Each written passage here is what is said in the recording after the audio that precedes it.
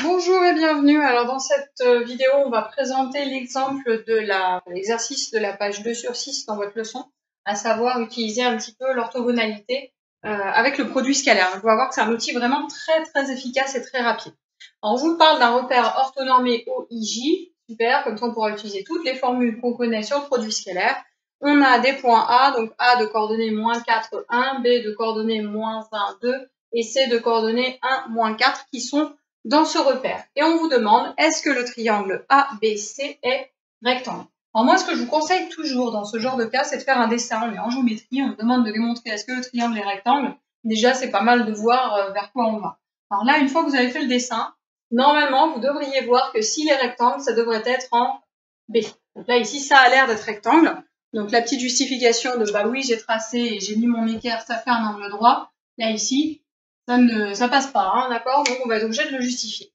Alors, ce qui est bien, jusqu'à présent, on était obligé de calculer la longueur AB, la longueur BC, la longueur AC, de regarder si la réciproque de Pythagore fonctionnait, et si ça fonctionne, alors le triangle est rectangle. Là, avec le produit scalaire, on va pouvoir faire quelque chose de vraiment plus efficace et très rapide. On va pouvoir simplement regarder, est-ce que le vecteur AB est orthogonal au vecteur BC? Et pour voir si des vecteurs sont orthogonaux, on a vu que c'était assez simple. On a juste à regarder le produit scalaire. Si le produit scalaire est nul, les vecteurs sont orthogonaux. Et s'ils sont orthogonaux, bah, c'est terminé, on a un angle droit et on n'a plus qu'à conclure. Alors on va le faire rapidement là. Comment est-ce que je peux faire pour prouver que j'ai bien quelque chose d'orthogonal? Comment je fais pour calculer mon produit scalaire? Alors première chose, on est dans un repère orthonormé, toujours. Donc on précise. On va pouvoir utiliser toutes nos formules. Donc on est dans un repère orthonormé. Ça, c'est la première chose.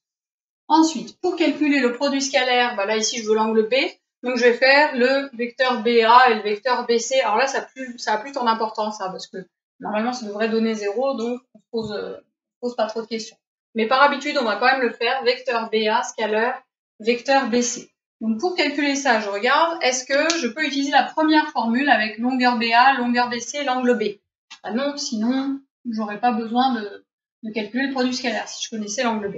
Est-ce que je peux utiliser la deuxième formule avec les coordonnées? Bah oui, ici je n'ai que des coordonnées, donc c'est ce que je vais utiliser.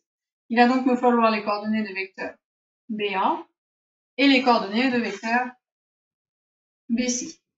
On calcule donc avec les coordonnées de votre leçon. Donc vecteur BA, vous allez faire moins 4, moins 1. Moins 4, moins 1, ça vous fait moins 3. Au passage, vous vérifiez de B vers A, on va de 3 à gauche. Et sur les Y, pareil. Donc BA, vous faites 1, moins 2, ce qui va faire moins 1. Même chose, ça descend de 1, pas de souci. Vecteur BC, même principe. Donc là, vers la droite, vous allez faire 1, moins 1, ça va faire 2, pas de souci. De B à C, on va de 2 à droite.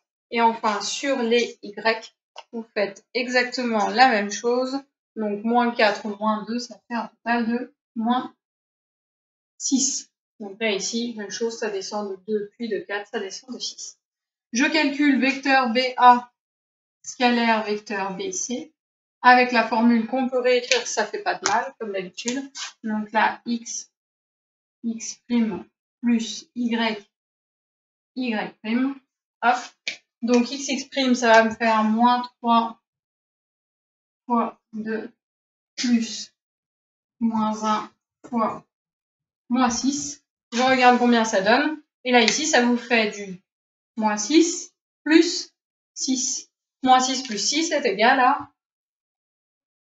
0.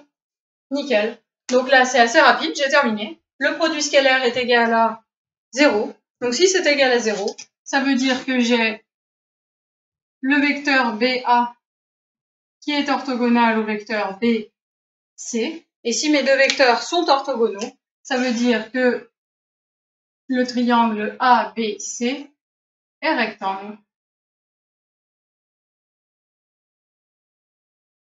en B. Et c'est terminé. Voilà, il n'y a pas besoin de faire plus. Le produit scalaire, c'est vraiment un outil super pratique pour démontrer qu'on a un angle droit. C'est vraiment rapide, on ne peut pas faire mieux. Alors là, après, vous enchaînez avec les exercices qui sont proposés. Le 3-6, page 224, 12, 5, 22, 23, page 226, qui utilise un petit peu l'orthogonalité, justement, de vos vecteurs.